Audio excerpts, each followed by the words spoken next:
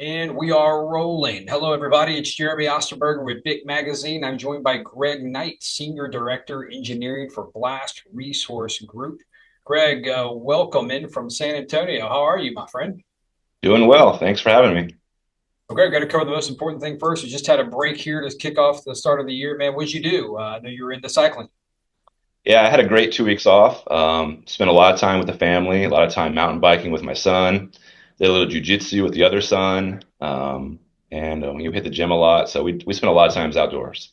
Nice, man. I'm glad you did that, man. And me as well, man. We got three little ones, and that's typically what we like to go do, man. Ride some bikes, run, play at the park, whatever we can get into. We try and find a way camping if we have time. So, no, man, it's awesome. And you live in a good spot out there in San Antonio with all the trails and all the access they have out there for riding. Absolutely. This is the best part of the year. December is perfect Yeah, weather.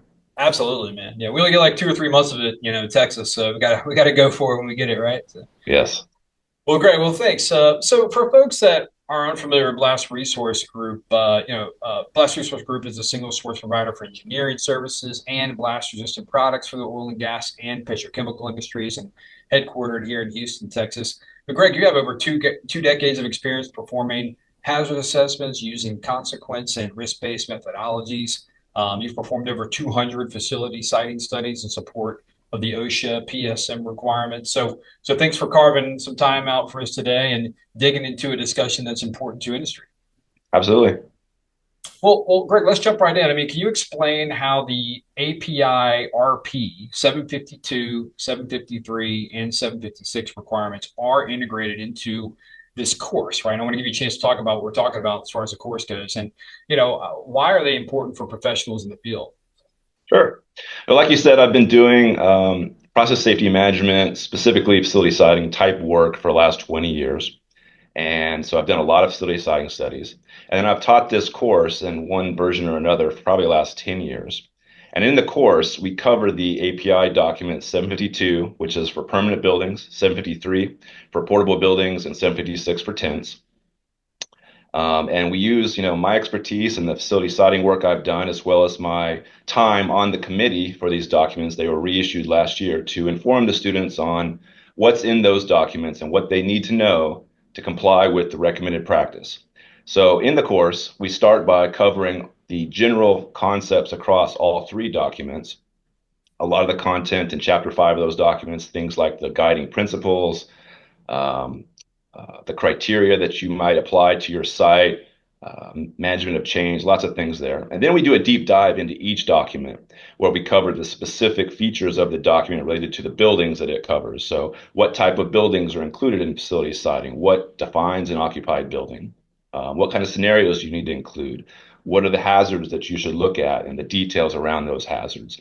And the goal really is that when the student leaves the course, they have an understanding of what's in these documents so that they can assess their site and meet the requirements of the document so that when OSHA shows up for an audit someday, they didn't miss anything.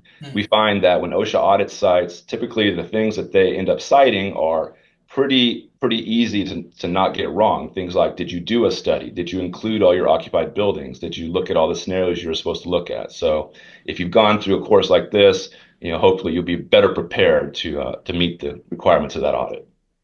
No, I appreciate that, Greg. Good explanation. So, what is the significance of understanding explosions and fires and their interaction with buildings in terms of facility siting and hazard analysis?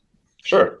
So after we go through the API documents and talk about what you need to meet, the second entire half of the course talks about, how to analyze those scenarios and your buildings to meet those requirements. So we do a deep dive into the methodologies for vapor cloud explosion, dispersion, jet fires and pool fires, and toxic releases.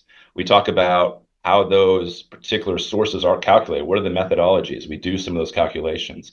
And so really understanding, how we take the initial scenarios that we develop and then do the calculations and determine how that impacts the building, we find gives the students a better understanding of, why we do facility siting in the first place and what are the things that they need to consider when they're siting new structures or analyzing existing structures to keep people safe. And that might be the orientation of the building relative to the process, or do you have enough exits on the building? So understanding how the hazards are calculated really helps people, do their best to keep people safe in these structures when they're doing their studies. So describe, Greg, if you would, some of the more advanced analysis techniques. I mean, like computational fluid dynamics or CFD. There's detailed fire analysis and QRA. Which you tell me that acronym. What is the acronym for QRA? Is stands for what? QRA stands for a quantitative risk assessment. Gotcha. So So in the yeah, yeah, that's covered in the course, or yeah. in the documents for API, they talk about two different methodologies that you can use to, satisfy the facility design requirement: a consequence-based assessment and a risk-based assessment. So we talk about both. Consequence-based assessment really is looking at some maximum credible event scenarios and how those impact your buildings, and then you'll have a set of criteria that you evaluate to: damage level, vulnerability for fires. The risk-based assessment, what we call a QRA or quantitative risk assessment, adds another layer. So now we're also looking at the frequency at which these events occur. So the frequency that a leak happens, as well as all the probabilities associated with the outcome of that leak. So wind, weather probabilities, the likelihood that it even ignites in the first place, all that gets wrapped up in a QRA, along with generally additional scenarios and more leak sizes than you would find in the consequence study, with the end goal being that you calculate the risk to people in occupied buildings, Mm. the risk of lethality. That then gets compared to the company criteria to make decisions on if the building exceed their risk tolerance or not. So the QRA is more detailed. There's more that goes into it, and we talk about all those features in the course. But it's also more time consuming, a little bit more expensive than your baseline consequence study. We also have and talk about some more detailed methodologies like CFD, computational fluid dynamics. So this is a detailed, kind of sharper pencil approach for the consequence modeling. And CFD allows you to take your entire process plan and kind of rebuild it in the computer in a 3D model, and then use that to do the dispersion modeling and explosion modeling so that you get results out of the model that are specific to your site. They include all the features of your site. And this is something we typically do after the initial study to maybe reduce the conservatism a little bit, try to get a little bit better result.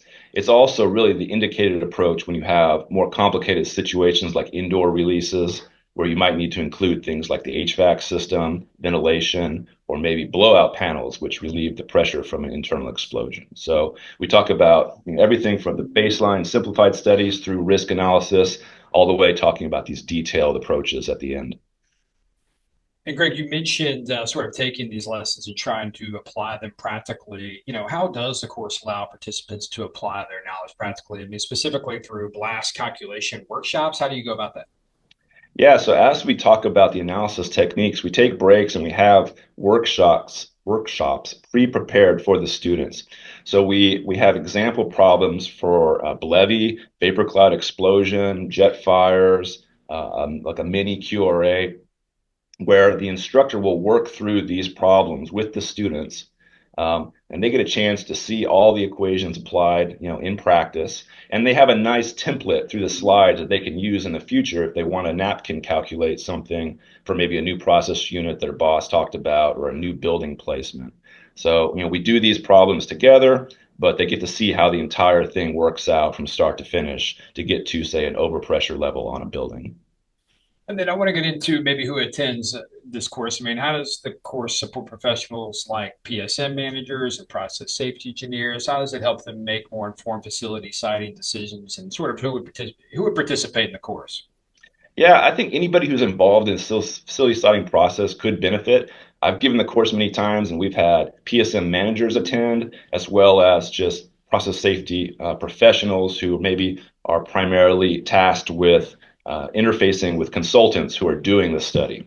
And coming through the course, one gives you understanding of what's required per the API document so that you can evaluate, does your study meet those requirements? But it also helps you speak the language of facility siting, get you familiar with the terminology and the analysis methodologies, so that even though you might not do this yourself because of the complexity and some of the software tools required, you understand what goes into it. And then you can confidently speak to your consultant and give them the information they need at the start of the study so that nothing gets missed.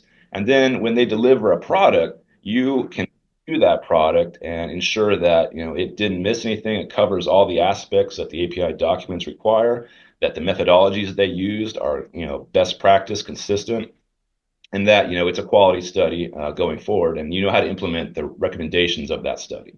Gotcha. Well, Greg, talk about the course a little bit. If someone wants to attend or get plugged in, tell them how they can.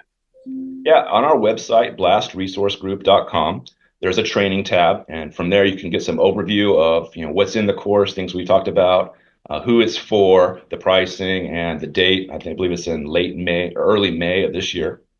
It's going to be held here in San Antonio. Like you said, a beautiful, beautiful city that time of year. And we'd love to have you come down and spend some time with us. It's a 2-day course, and I think it'd be beneficial. Well, Greg, I'll let you have some last words. Anything else you wanted to cover? Just mention maybe even more broadly in the marketplace. Um, well, just thanks for the opportunity to talk about facility science. It's an important topic. I've been doing it for a long time, and I've worked with a lot of different sites, a lot of different refineries, and we see a range of expertise, our experience in facility siting. So we're here to, assist our clients in helping them meet the requirements of OSHA's facility siting PSM requirement, walk them through that process, and just to be a resource for doing that study, and then also, implementing any changes or building upgrades that they need. So in San Antonio, we have engineers who specialize in not only the analysis, but also building retrofit and new construction with our pre-engineered metal buildings. So we have a lot of resources, I think, to assist the clients in this journey. That's great, Greg. Well, thank you for the conversation, Greg. It's important, and let us know if there's any other future developments or things within regulation that impact everything related to the topic. And of course, like Greg mentioned, folks that are interested in learning more, visit blastresourcegroup.com. And Greg, thank you again for hanging out with us today. Thank you very much. I appreciate it. And as always, we thank everyone for watching. If you want more videos, news, podcasts, or industrial information, visit bicmagazine.com. Remember, everybody, it's what we do together that counts.